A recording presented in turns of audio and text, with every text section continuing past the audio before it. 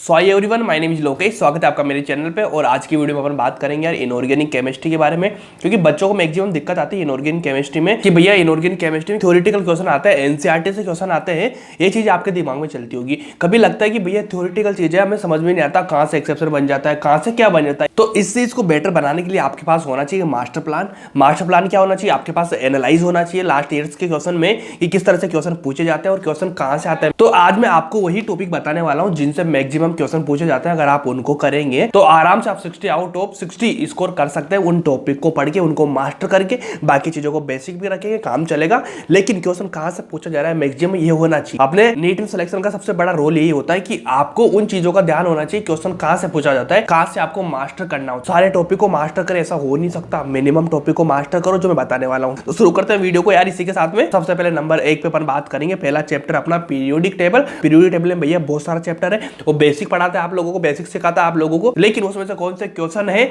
जहां से हर साल क्वेश्चन पूछा जाता है और मैक्सिमम क्वेश्चन वहीं से आता है। अगर आप उनको करेंगे तो आपका 99% चांसेस हो जाएगा कि पीरियोडिक टेबल आपका कंप्लीट हो चुका है। सबसे पहले बात करेंगे यार पिछले 10 सालों में पीरियोडिक टेबल से क्वेश्चन आए टोटल 14 क्वेश्चन, जिसमें 14 क्वेश्चन में से भैया क्वेश्चन कहां से पूछे गए? एक तो पूछा है साइज से, देन उसके बाद आई से, देन उसके बाद ई से, उसके बाद ई से। इनकी फुल फॉर्म जानते होंगे, आयोनाइजेशन एनर्जी, एंथैल्पी, ई का इलेक्ट्रोनेगेटिविटी। ठीक है, इन 4 टॉपिक से मैक्सिमम क्वेश्चन पूछा गया है। मैक्सिमम कितनी बार क्वेश्चन पूछा गया है? तो भैया 14 क्वेश्चन आए हैं। 14 में से 11 बार क्वेश्चन इन्हीं टॉपिक से आए। केवल 3 बार क्वेश्चन जो बेसिक है ना, इलेक्ट्रिक कॉन्फ़िगरेशन वगैरह, इनसे आया हुआ है क्वेश्चन। वो चीज तो आप आराम से कर ही लेंगे, बेसिक चीज है। तो मैक्सिमम इनको मास्टर बना लो, क्वेश्चन यहां से अटकता है। और इनमें से भी 11 बार में से भैया जो आपका क्वेश्चन आया ना, 8 बार क्वेश्चन, 8 क्वेश्चन आए एक्सेप्शन टाइप से। आपको पता होगा ई और आई में क्या डिफरेंस होता है। आई में जो स्टेबल कॉन्फ़िगरेशन होता है उसका मैक्सिमम चला जाता है, वहां पे एक्सेप्शन बन जाता है। और ई में क्या होता है, जिसका स्टेबल कॉन्फ़िगरेशन होता है वो सबसे पीछे चला जाता है।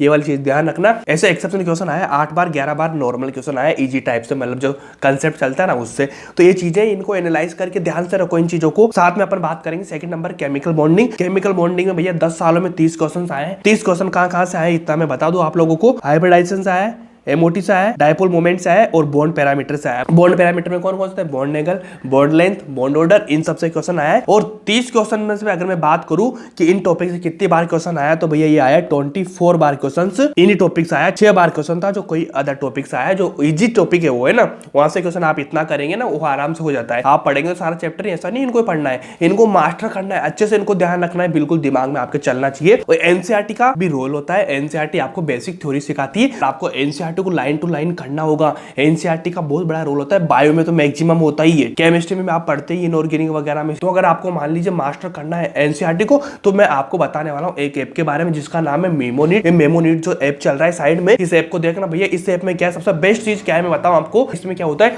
एनसीईआरटी को लाइन टू लाइन आपको समझाया हुआ है, line to line question frame किए हुए हैं, साथ में आपको उसके शॉर्ट नोट्स दिए हुए हैं। एनसीईआरटी बेस्ड आपको टेस्ट सीरीज दी हुई है, इसके कुछ जंबल वर्ड्स दिए हुए, शॉर्ट ट्रिक्स दी हुई है, आपको फॉर्मूला वाइज आपको समझाया गया है, आपको शॉर्ट नोट दिए गए हैं। साथ में एक सबसे बड़ा जो अपडेट इस बार आया है वो हिंदी मीडियम वाले बच्चों के लिए भी आया है। अगर जो हिंदी मीडियम वाले बच्चे हैं उनके लिए तो बहुत बेहतरीन चीज होने वाली है। इंग्लिश हिंदी दोनों मीडियम में हो चुका है। साथ में इसमें सारी चीजें जो आपको चाहिए हर चीज मिलती है। केमिकल रिएक्शन वगैरह मिलेगी आपको, ऐसे क्वेश्चंस आपको दिए हुए हैं, जंबल वर्ड्स के हिसाब से क्वेश्चंस आपको, इस तरह से सारी चीजें आपको समझाई गई है। अगर आपको अच्छी लगती है आप एक बार इसको ट्राई करें, बहुत बेहतरीन है मेरे हिसाब से। तो मैंने जो ट्राई किया इसको मैंने देखा आपके लिए बहुत बेहतरीन है। एक बार इसको जाइए, काम करिए इस पे और समझे, और आपको अच्छा लगे, बेहतरीन लगे तो आप इसको परचेज जरूर करें। साथ में आपको कूपन कोड मेरा लगा सकते हैं जो नीचे आपको मिलेगा। इस तरह से करेंगे 300 का आपको ऑफ मिलेगा। तो ये चीज मैंने बताई जो मैं आपको हेल्पफुल बनाने वाली चीजें हैं उनको आप काम करिए। तो आते हैं अपन पॉइंट पे। देखो थर्ड नंबर का पॉइंट है अपना कोऑर्डिनेशन कंपाउंड। कोऑर्डिनेशन कंपाउंड बहुत इंपॉर्टेंट चैप्टर है। मैंने पहले बताया था आप लोगों को कि भैया कोऑर्डिनेशन कंपाउंड अब तक कितने क्वेश्चन आए? 22 क्वेश्चन आए हैं पिछले 10 सालों में, जिसमें से 22 में से भैया क्वेश्चन कहां से फ्रेम हुए ये वाली चीज जानना होगा अपन को। Isomerism, UBT, CFT, metal carbonate. UBT CFT में आपको पता होगा कैसे करना होता है। इलेक्ट्रॉन्स को भरना होता है। सीएफटी में नीचे 3 ऑर्बिटल होते हैं, ऊपर 2 ऑर्बिटल होते हैं, तो पहले इनको बढ़ना होता है। अब यहाँ पे आपको क्या करना है सीएफटी में, सिंपली आपको देखना है स्ट्रॉन्ग लिगेंड, वीक लिगेंड।